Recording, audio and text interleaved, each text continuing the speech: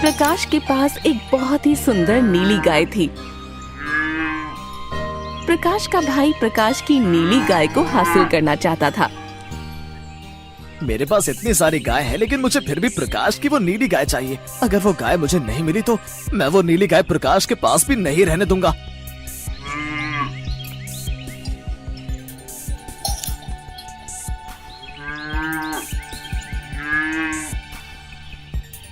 प्रणाम महेंद्र भैया, कैसे हो आप? अभी तक तो ठीक था, लेकिन लगता है अब नहीं हूँ। और बता, आज तेरा यहाँ कैसे आना हुआ? वो भी तू अपनी इस नीली गाय को लेकर आया है? भैया वो मुझे एक काम मिला है, खेती का काम है, लेकिन मैं रोज रोज अपनी इस गाय को साथ लेकर नहीं जा सकता हूँ, और मैं अपनी इस प्यारी गाय को घर में भी अकेला नहीं छोड़ सकता हूँ। तो मैं सोच रहा था कि मैं इसे कुछ दिनों के लिए आपके पास छोड़ दूँ। अरे वाह, ये तो बहुत अच्छी बात है। मेरे पास बहुत सारी गाय है, लेकिन प्रकाश की नीली गाय के आगे मेरी सारी गाय बेकार है। इस नीली गाय को अपने पास रखने का यही एक अच्छा मौका है। अरे भैया क्या हुआ? आपने कुछ जवाब नहीं दिया। कुछ दिक्कत तो नहीं है ना अगर मैं अपनी गाय को यहाँ छोड़ दूं तो? अरे नहीं नहीं, कोई दिक्कत नहीं है। तू इसे यहाँ मेरी और गायों के साथ छोड़ सकता है। और वैसे भी अगर मैं अपने भाई के काम ना आ सका तो क्या फायदा? तू परेशान मत हो, तू अपनी गाय को यहाँ छोड़कर जा सकता है। मैं जानता था कि आप मेरी प्यारी गाय को अपने पास रखने के लिए मना नहीं करेंगे। मैं जल्दी आकर अपनी गाय को ले जाऊंगा। आपका बहुत बहुत शुक्रिया बड़े भाई। ऐसा कहकर प्रकाश वहाँ से चला जाता है और महेंद्र नीली गाय को अपने पास देखकर बहुत खुश होता है। अबे प्रकाश, तू देख, अब मैं तेरी ये प्यारी गाय को कितने अच्छे से अपने पास रखता हूँ। मुझे यही तो मौका चाहिए था तुझे सबक सिखाने का बेटा। देख, अगर ये गाय मेरी नहीं तो मैं इसे तेरी भी नहीं रहने दूंगा। बेचारा प्रकाश अपने भाई के षड्यंत्र से अनजान खेतों में खेती करता रहता है। राजन, जो कि महेंद्र का पड़ोसी है, वो प्रकाश के पास आता है। अरे भाई, क्या आप ही प्रकाश हो? हाँ भाई, मैं ही प्रकाश हूँ। क्यों, क्या हुआ? प्रकाश भाई, मुझे तुमसे कुछ जरूरी बात करनी है। हाँ जी बोलिए। वैसे क्या मैं आपको जानता हूँ? मैंने तो आपको कभी पहले देखा नहीं। नहीं, आप मुझे जानते नहीं है। वैसे मैं आपके भाई महेंद्र का पड़ोसी हूँ। मैं बस आपसे यही बोलने आया था कि आप जो अपने भाई के पास नीली गाय छोड़कर आए हो ना, उसकी हालत ठीक नहीं है, मरने वाली है वो। क्या? लेकिन मैं तो उसे अच्छा भला भैया के पास छोड़कर गया था। ऐसा क्या हुआ कि वो मरने वाली है? आपकी वो गाय मेरी बेटी को बहुत पसंद है, और अब उसकी ऐसी हालत देखकर मेरी बेटी की रो रो कर हालत खराब है। आपकी गाय की वो हालत मुझसे देखी नहीं गई, इसलिए मैं आपको ये बताने आया हूँ। लेकिन आखिर ऐसा क्या हुआ जिससे कि उसकी ऐसी हालत हो गई? आपकी गाय का शरीर बहुत कमजोर हो गया। लेकिन ये सब हुआ कैसे? क्योंकि मैं तो अपनी गाय को अच्छा भला छोड़कर आया था। मेरा पड़ोसी मतलब आपका भाई रोज उसका दूध निकालता है और खाने के लिए बहुत कम देता है, और उस पर बहुत ज्यादा अत्याचार करता है। अब मैं और क्या बताऊं?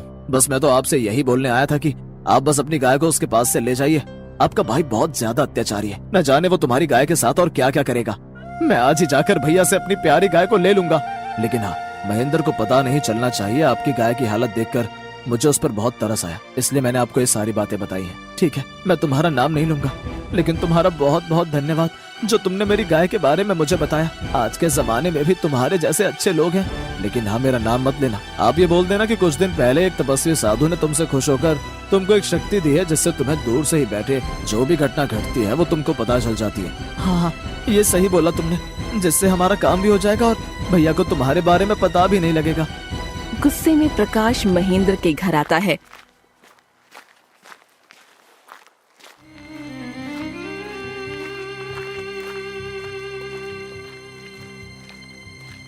भैया भैया, ये आपने क्या कर दिया? भैया क्या कर दिया? अबे मैंने क्या किया है जो तू मुझ पर इतना भड़क रहा है? और तू यहाँ क्या कर रहा है? तू तो काम करने दूसरे गांव गया था ना। भैया, मुझे आपसे ये उम्मीद नहीं थी कि आप मेरी प्यारी गाय के साथ ऐसा अत्याचार करोगे। क्या क्या क्या क्या किया मैंने? क्या कहा तूने कि मैंने तेरी गाय के साथ अत्याचार किया? तुझे किसने बोला कि मैंने तेरी गाय के साथ अत्याचार किया है? ये क्या कर रहा है? कुछ भी तेरे मन में आएगा तू वो बोलेगा क्या? आजकल तो भलाई का जमाना ही नहीं रहा है। एक तो मैंने तेरी गाय को अपनी गौशाला में रखा, उसका ध्यान रखा, और तू ऊपर से मुझसे ऐसी बातें कर रहा है। हाँ हाँ, वो तो मुझे पता है कि आपने कितना मेरी गाय का ध्यान रखा है। मुझे सब पता है कि आपने मेरी गाय के साथ क्या किया है। हाँ बता, क्या किया है मैंने तेरी गाय के साथ? बोल। दूसरों की बातों में आकर तू आज अपने बड़े भाई के खिलाफ हो रहा है। मैं किसी की बातों में नहीं आया हूँ। मैंने खुद देखा है कि कैसे आपने मेरी प्यारी गाय का दूध निकाला और उसे कुछ खाने के लिए भी नहीं देते हो। उस पर कितना अत्याचार करते हो। ये सब बातें इसे कैसे पता चली? क्यों, क्या हुआ भैया? मैं सही कह रहा हूँ ना? यही सब किया है ना आपने मेरी प्यारी नीली गाय के साथ? मुझे सब पता है। दूर से ही बैठकर वो सब घटित घटना देख सकता हूँ। क्या क्या तुझ में ये शक्तियाँ कब से आ गईं? एक तपस्वी साधु ने मुझसे खुश होकर मुझे ये शक्तियाँ दी हैं, जिसकी वजह से मैंने अपनी प्यारी नीली गाय की हालत देखी है। अब कैसे भी करके इसको यहाँ से भगाना होगा, नहीं तो इसकी वजह से गांव वालों के सामने मेरी बेइज्जती हो जाएगी। क्या सोच रहे हो? चलो मुझे अभी मेरी गाय के पास ले चलो। प्रकाश के कहने पर महेंद्र को जबरदस्ती उसकी गाय से मिलवाने के लिए ले जाना पड़ता है। भैया, मैंने ये दिन देखने के लिए अपनी प्यारी गाय को आपके पास इसलिए छोड़ा था कि आप इसकी ऐसी हालत कर दो। कितना विश्वास किया था मैंने आप पर कि आप इसका ध्यान रखोगे, लेकिन आपने तो इसको अधमरा कर दिया। मैं अभी सरपंच जी के पास जा रहा हूँ, मुझे मेरी गाय का इंसाफ चाहिए। नहीं, ये बात सरपंच के पास नहीं जाने दूंगा, क्योंकि वैसे भी सरपंच से मेरी बिल्कुल भी नहीं बनती। कुछ भी करके मुझे इसे यही रोकना पड़ेगा।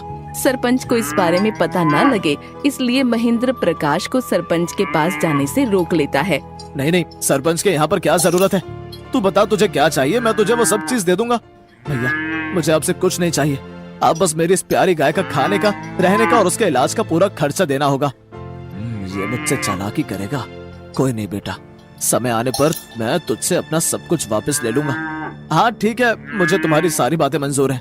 प्रकाश के कहे अनुसार महेंद्र उसकी सारी बातें मान लेता है।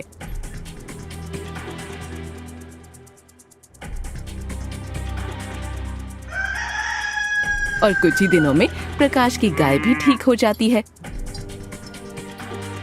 एक दिन गांव में सेठ बलवंत राणा का मुंशी घोषणा करता है। अरे सुनो गांव के सभी लोग सुनो, कल रात को सेठ बलवंत राणा के घर में एक मूल्यवान रतन चोरी हो गया है। जो कोई भी उसका मूल्यवान रतन को या फिर चोर को ढूंढेगा तो सेठ उसे एक घर और 1000 सोने की मोहरें देंगे। मुंशी की ये बात सुनकर महेंद्र के दिमाग में प्रकाश से बदला लेने का उपाय आता है। अरे वाह, ये तो बहुत अच्छा समाचार है। अब तो प्रकाश से बदला लेने का मौका मिल गया। अब आया ना ऊंट पहाड़ के नीचे।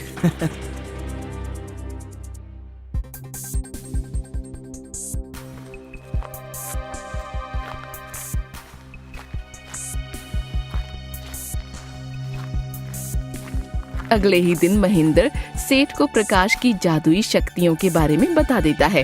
अच्छा, तो ये बात है। मुंशी जी जाओ और जाकर प्रकाश को बुला कर लेकर आओ। सेठ के कहने पर मुंशी प्रकाश को सेठ के घर लेकर आता है। प्रणाम सेठ जी, आपने मुझे बुलवाया? क्या हुआ सेठ जी? प्रकाश, तुम्हारे भाई ने बताया है कि तुम्हारे पास दिव्य दृष्टि है। अच्छा, तो ये भैया ने मुझसे बदला लेने के लिए सेठ को सब कुछ बता दिया। हाँ, अब तो मैं फंस गया। अब क्या करूं? बेटा, अब आया ना ऊंट पहाड़ के नीचे। अब देख बेटा, सेठ तेरा क्या हाल करेगा। प्रकाश, तुम्हारे पास दिव्य दृष्टि है ना? तो बताओ कि कल रात को मेरे घर से मेरा वो मूल्यवान रतन किसने चुराया है? सेठ के डर से प्रकाश आंखें बंद कर लेता है और जो भी उसके मन में आता है वो बोल देता है। सेठ जी, आपका वो मूल्यवान रतन दूसरे गांव के आए 10 चोरों ने चुराया है। चलो, कम से कम ये तो पता लगा कि आखिर वो रतन किसने चुराया है। मुंशी ने तो अभी तक कुछ पता नहीं लगाया। अगर तुमने मेरा मूल्यवान रतन ढूंढ दिया तो मैं तुमको इनाम में दिए गए पुरस्कार के अलावा अपनी तरफ से भी तुमको इनाम दूंगा। और हाँ, अगर तुम ये नहीं कर पाए तो मैं तुमको तुम्हारे पास दिव्य दृष्टि का झूठ बोलने के जुर्म में जेल में बंद करवा दूंगा। सेठ की बात सुनकर प्रकाश डर जाता है। सेठ जी, मुझे उन चोरों का पता लगाने के लिए कुछ दिन का समय चाहिए। कितने दिन का समय चाहिए तुमको? सेठ जी, मुझे 10 दिन का समय चाहिए, हर एक चोर के लिए 1 दिन। ठीक है, तुमको 10 दिन का समय दिया, लेकिन अगर इन 10 दिनों में तुमने चोरों को नहीं पकड़ा तो तुमको याद है ना? ठीक है सेठ जी। ऐसा कहकर प्रकाश अपने घर चला जाता है। अगर मैंने 10 दिनों के अंदर उन चोरों को नहीं पकड़ा तो सेठ मुझे झूठ बोलने के जुर्म में जेल में बंद करवा देगा। हाय मेरी प्यारी गाय, बता मैं आखिर क्या करूं? मेरे इस झूठ की वजह से कहीं मुझे जेल ना हो जाए। ऐसे ही प्रकाश रोज रात को कैलेंडर पर दिनों को काटता रहता है कि एक दिन राजन उसके घर पर आता है।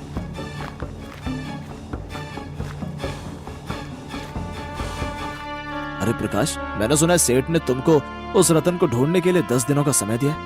तुमने कैलेंडर पर कांटा क्यों मार रखा है?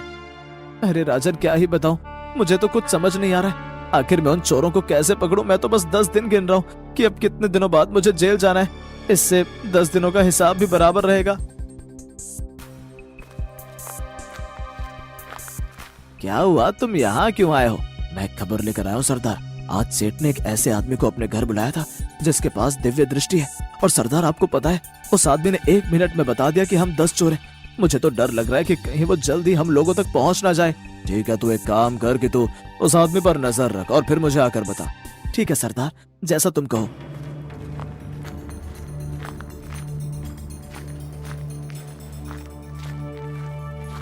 ऐसा कहकर वो आदमी सीधा प्रकाश के घर उस पर नजर रखने जाता है। ये हो गया एक।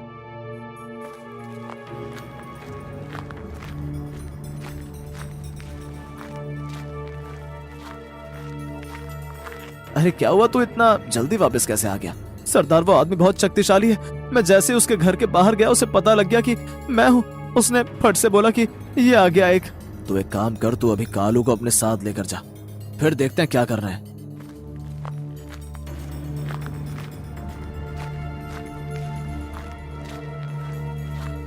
ये हो गए दो।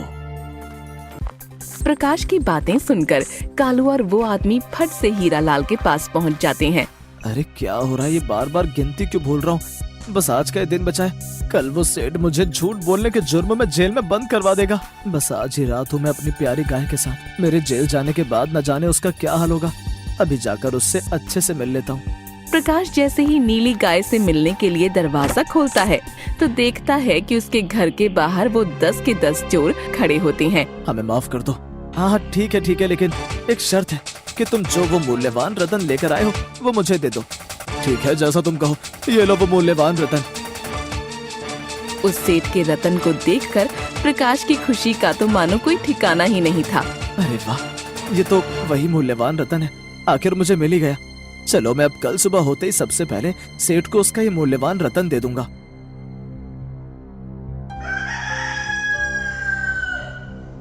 सुबह होते ही प्रकाश सबसे पहले वो रतन लेकर सेठ के घर पहुंच जाता है।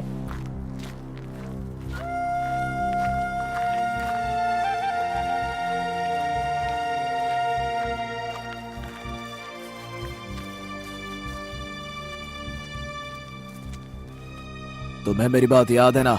आज पूरे 10 दिन हो गए हैं। उन चोरों का कुछ पता चला तुम्हें, या फिर तुम्हारे उस झूठ के जुर्म में तुम्हें जेल में बंद करवा दूं?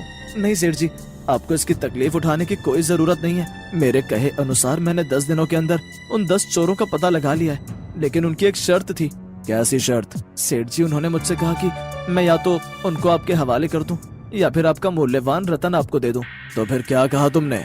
तो सेठ जी, मैंने उनसे आपका ये मूल्यवान रतन ले लिया है। हाँ, तुमने सही किया, क्योंकि ये रतन हमारे घर की धरोहर है।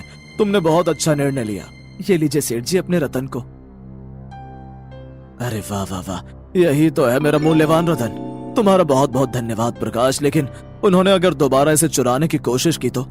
नहीं सेठ जी, वो ऐसा कुछ नहीं करेंगे, क्योंकि मैंने उनसे कहा है कि अगर उन्होंने दोबारा इस गांव में किसी के यहाँ भी चोरी करने की कोशिश की तो मुझे पता चल जाएगा और फिर मैं उन लोगों को कहीं से भी पकड़कर थाने में बंद करवा दूंगा। अरे वाह प्रकाश, तुम्हारे इस काम से मैं बहुत खुश हूँ। मेरे मुंशी ने तो अभी तक कुछ नहीं किया, मैं आज से ही तुम्हें अपना मुंशी बनाता हूँ। सेठ की बात सुनकर महेंद्र प्रकाश से चिढ़ जाता है। नहीं सेठ जी, आपने मुझे इतनी इज्जत दी, मेरे लिए वही काफी है। सच में तुम्हारे पास दिव्य दृष्टि है, मैं तुम्हें आज ही सारा इनाम दिलवाता हूँ। मुंशी जी, जल्दी से प्रकाश को गांव में सबसे अच्छा घर और 1000 सोने की मोहरें दे दो। अरे ये क्या हुआ, मेरा पासा तो उल्टा पड़ गया। सेठ के वचन मुताबिक सेठ ने प्रकाश को गांव के बीचों बीच बड़ा सा घर और 1000 सोने की मोहरें दे दी। अब प्रकाश भी अमीर आदमी बन गया और सुख से अपनी नीली गाय के साथ रहने लगा।